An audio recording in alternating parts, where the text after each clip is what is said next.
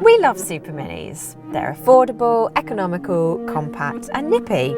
But we also love SUVs because they have adventurous styling, a high driving position and some degree of off-roadability, or at least the dream of it anyway. And what you get when you mix the two is a crossover. Bit like a Labradoodle, one might look like this and one might look like that. And that's what you get with the Citroen C3 Aircross and the Hyundai Bayon. Both are Labradoodles, but both are very different dogs. Let's see which one is the better crossbreed. But before we get started, why not click here and subscribe to the CarGurus UK YouTube channel so that you catch all of our latest videos. Done? Excellent. The Citroen is in Shine Plus trim, which might sound like a hair care product, but it actually means it's in the top spec trim. The Hyundai, meanwhile, is in the mid premium trim and it misses out on goodies such as keyless entry, yet it costs £2,000 more than the Citroen. Anyway, pricing aside, although these two might both be playing the same game, they're both going about it in very different ways. Just look at them. The Citroen C3 Aircross very much looks like an SUV off-roader that's been shrunk in the wash, whereas the Hyundai looks like a family hatchback with a few SUV styling tweaks. Oh, and the Hyundai is 10 centimetres shorter.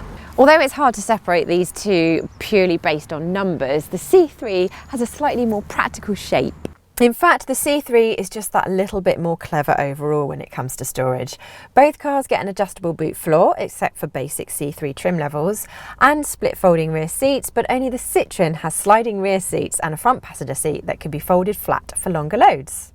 It's points win for the C3 in the boot then, but what about the back seats? Well, here in the Hyundai, there is plenty of headroom and legroom, even if you're a tall person sitting behind a tall person. I'm only 5'4½", so I don't fall into that tall person category, so I have plenty of space. But even if you are tall, you will find it roomy enough. Also, the seats are squishily comfortable. What about the aesthetics? Well, it is pretty dour back here. It is a symphony of black and grey, which is pretty dull. On the plus side, shoulder room is generous, so you can fit 3 people in the back without having to apologise to your rear seat passengers. Climb into the back of the Citroen and you'll immediately notice it's lighter and brighter than the Hyundai, and it's just generally a little bit more chic with some funky fabrics and patterns.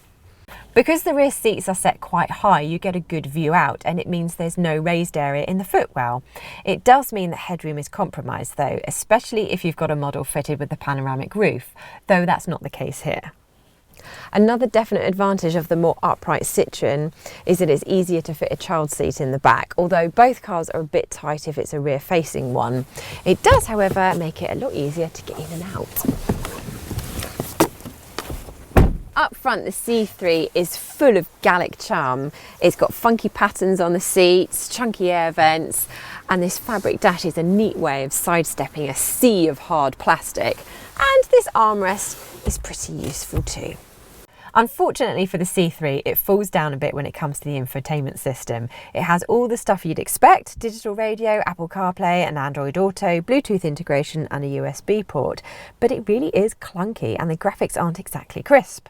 And this is the fancy 9-inch version. The 7-inch screen in base models is even worse. More annoying still is the fact that you have to go into the touchscreen to adjust the climate control settings, which when you do on the move can be a little distracting because it is going to take at least 2 touches.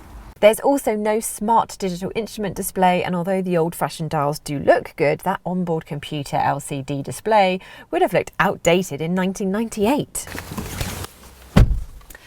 Well, there is just as much plastic up front as there is in the back of the Hyundai. I am desperately trying to find a flash of colour to lighten and liven things up, but I am failing to find any. The only thing I could say is kind of okay is this door handle, but even then it's still more plastic.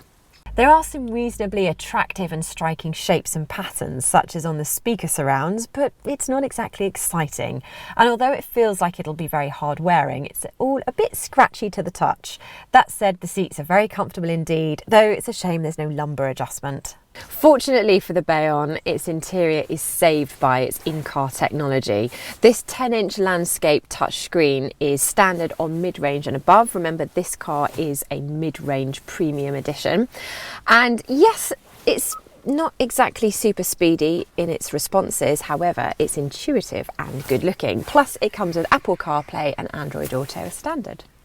Other equipment that lifts the Bayon is the standard digital instrument display instead of conventional dials, and a wireless phone charger on premium and ultimate models. Oh, and praise be, unlike in the Citroen, there are real physical climate control buttons.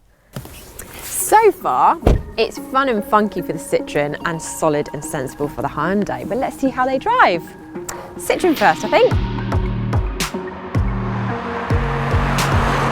The C3 doesn't get off to a brilliant start.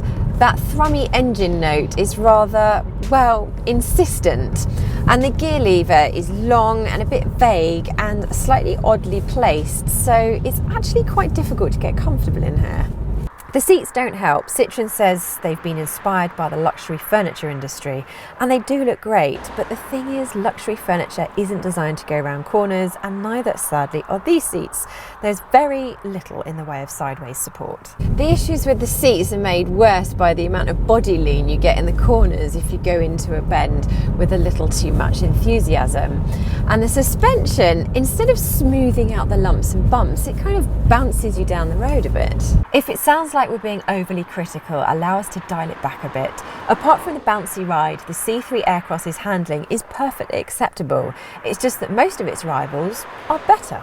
That said, in terms of performance and economy, the C3 is bang on the money. Official figures suggest you should be able to get more than 50 miles per gallon from this 1.2 litre petrol with 108 brake horsepower, while if you would like to get in the mid-60s, you can go for the diesel. And although 0 to 60 is only around 10 seconds, that's basically par for the course for this sort of car.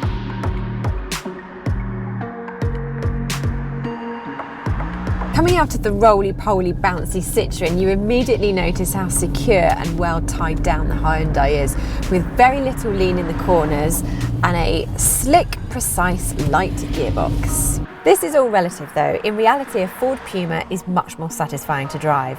Somehow everything in the Bayon just feels a bit inert.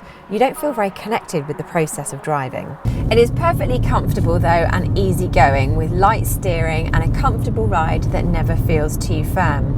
So if convenience and being user-friendly are top of your priority list, the Bayon will serve you well. It's only got 118 brake horsepower, but that's 10 more than the C3, and the little 1 litre 3-cylinder engine is lively enough and capable of 50 miles per gallon on a motorway run. There is a 99 brake horsepower version available, but this more powerful engine is just as economical and is less than £1,000 more.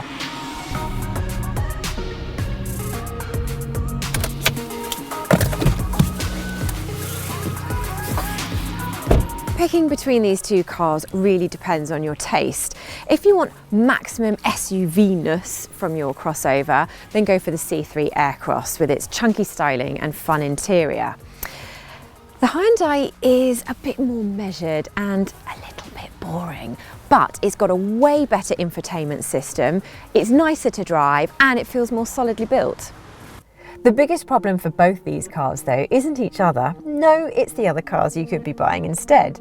If you want the high-riding SUV vibe, you'll be best going for a Volkswagen T-Roc rather than a C3, whereas if you want a comfortable family car with a hint of SUV, then a Skoda Kamiq is better than the Hyundai. That said, the Bayon should be a sensible, trouble-free companion. If, however, you prefer the cutesy, quirky styling of the C3, then it is capable in other areas to also be a worthwhile choice. So which one would you go for, or would it be something else altogether? Let us know in the comments, and please remember to like and subscribe to the CarGurus UK YouTube channel, and when you're searching for your next car, remember to visit cargurus.co.uk, where you'll find great deals from top-rated dealers.